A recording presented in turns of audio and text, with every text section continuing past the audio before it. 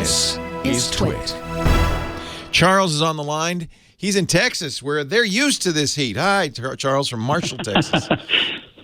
We're on our way up to 103 today. Nice. It's a cool day in Marshall.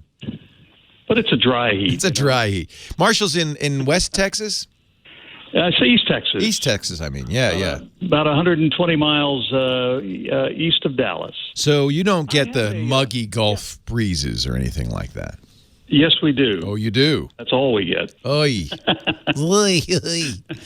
How fun. What can I do for you today? I called you today because I have a couple of Synology network-attached storage devices, and one backs up to the other. The other one is in a distant location, and it is that one that got hit by ransomware last Sunday. Your Synology got hit by ransomware?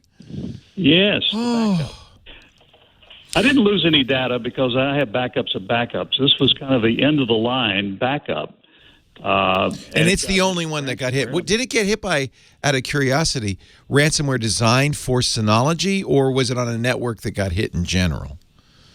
I'm not sure. Okay. I opened the text message within Synology and read, go to this link and find out how you can uncrypt it or decrypt it. I did not do that. Yeah, the good news is you still have the data, so you just, no big deal. Exactly. I would completely format that Synology so that if there is malware on it, you want to reinstall everything. It's in a distant location, so I just shut it down. And when I go there again, I will reformat it and reinstall everything. Perfect. But my question is, how did it get on there? Because I went through all the security settings that I could find. And I got to be honest with you, I didn't know until this week that Synology had two-factor. Two-factor is not listed under security. It's listed under personal information, under your personal account. Yeah, so I missed that. Yeah. Is that what happened to me? Or no, I don't think so. Set up so that you could enable account protection where it would limit the number of login attempts. I looked at the log, and it had 3 attempts, and one of them got through. Okay.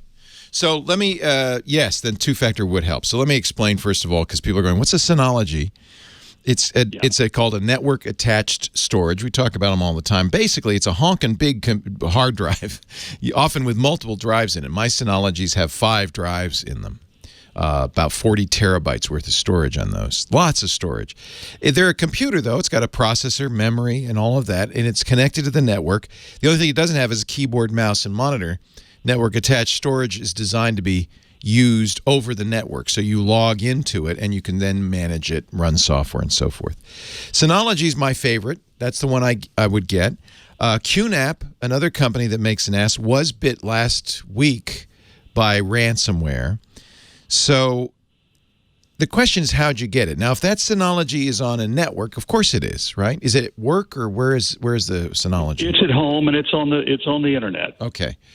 So there's a couple of ways you could get ransomware. If you got ransomware on a computer on the same network, nowadays ransomware generally does something called worming. It will go out over the network, look for other hard drives, other storage devices. So you can have a Synology encrypted by ransomware if it's bootable, mountable on your local computer, and your local computer gets bit by ransomware. However, if your Synology, and this is something to think about when you set up your Synology, if your Synology is visible to the public internet, most of the time you want it to be because it's perhaps serving photos or video or whatever, you should really limit it to just stuff you know you want. Don't install a web browser in PHP unless you know you need it, for instance. Synology can be run as a website, and the more services you turn on, the more public services you route through your firewall into the public internet, the more vulnerable it is. My Synology has SSH turned on, so I can log into it via SSH. That SSH server is visible to the outside world, and I have it. There's a setting which I would turn on that says, after some number of attempts, block that IP address. So I would turn that on, because what happens is, and it seems to be coming from China, they'll keep trying to log in. What you want after 3 attempts or 5 attempts is to say, no. You can also block China, which I've done. You can block whole geographic regions. You can even say, and I would suggest this, only be available to these IP addresses. Now, that may not suit if you're using it as a web server or something like that, but the idea is lock it down as much as you can. Two-factor will help. It sounds like somebody logged in. Is that what happened? I guess that's what happened. It showed that there were 3 attempts, and the fourth one got through. Okay. And the IP address was in Canada, but I'm sure that was rerouted. Yeah. You never can tell where these come from because they route through other servers. So very likely, you had a password that they could guess, and you didn't have two-factor. Once they've logged in, well, of course, you're done. You don't know what they've done, right?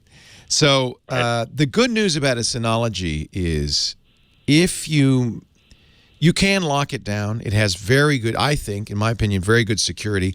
I don't know of any security flaws that you have to watch out for. That would be the other way it could be hacked. But you see a login, okay, somebody got in, and what they did is they probably put a PHP script on there, and it just did it. So it's a Linux operating system. So if you know what you're doing, you can do what they did. The good news is it didn't propagate back to your other computer. That's what you want. And now you just, fortunately, you have other copies, so you wipe it and you start over. I would fully wipe it, though. Yeah, that's unfortunate. But see, you're not. Yeah. This is why you're so cool, calm, and collected. Even though it's 105 degrees, because it's not your only copy. Exactly. Yeah. I had it limited at 5 attempts within 10 minutes. So they got it in 4. But I had like a 12-character alphanumeric with symbols in it. So that seems odd that they were able to guess it, right? Right. So certainly block.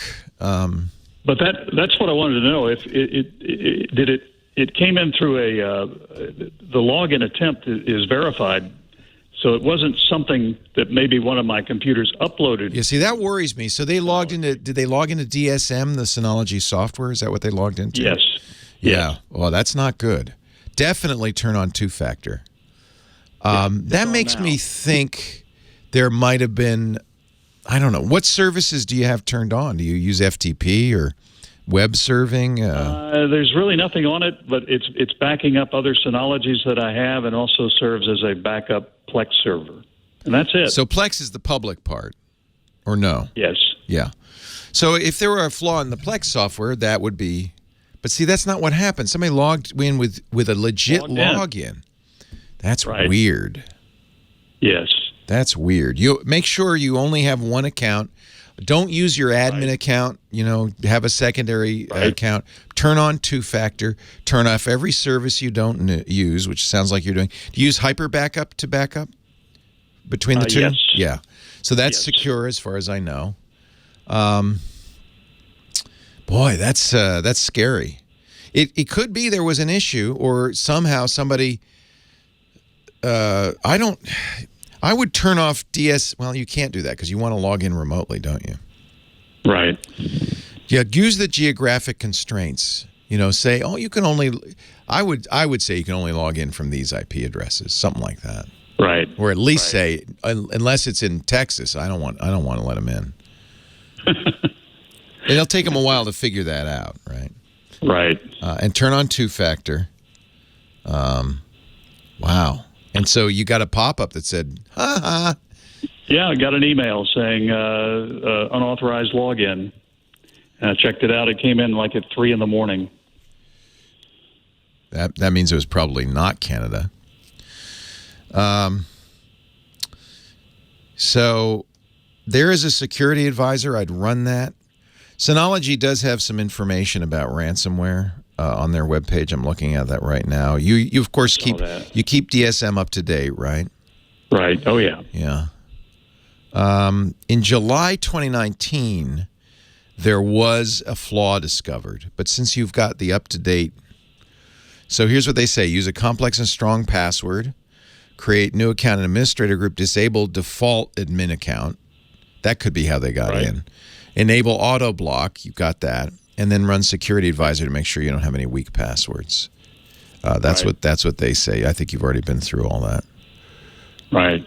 It looks like people are going. Synologies are, a rich target. So I wouldn't be surprised to see people. I mean, people try to log into my Synology every day. Mostly from China. Yeah. That's because I have SSH turned on. Right. And that's, they go, oh, port 22, ooh, ooh, ooh. They get all excited. It's worrisome that they had that password. Make it longer. Yes. Make it longer and stronger. And turn on two-factor. Yeah. I'm glad it didn't hurt. Thank you. I'm glad it just stung a little. Great to talk to you. Stay cool. You too, Leo. Thanks, Thank Charles. you. Bye-bye. See ya. Wow, that's an interesting story.